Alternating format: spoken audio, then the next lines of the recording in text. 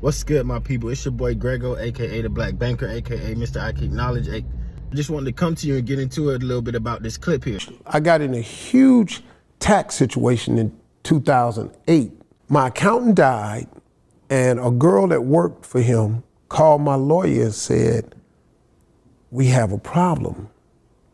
She had found on the floor all my tax forms for 7 years, signed and with the checks stapled to them.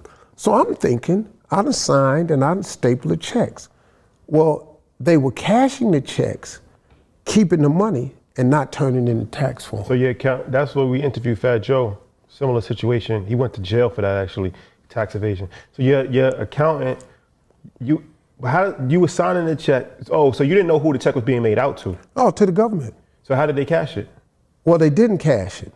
They took the money out of the account that matched the exact, because I wasn't watching it. So like you could just see 100,000, I just 100,000, 600,000 yeah, you looking at it, deducted. Yeah. So I'm thinking it's the check.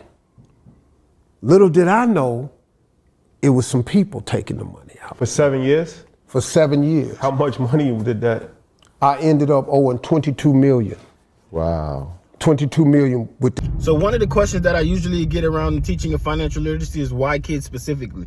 And the answer that I have to that is when we're teaching things to kids, it can easily become habit. It's harder to create habits in adults. So we want to create these habits early. One of the habits that we need to create is understanding banking. A lot of times I have members coming into the bank and they don't know the difference between a check withdrawal and a cash withdrawal, a check deposit and a cash deposit. Breaking that down helps them understand how their money is moving. Very similarly, here in this clip, if Steve would have understood the difference between the check withdrawal and the cash withdrawal, he would have seen that his money was taken out in cash.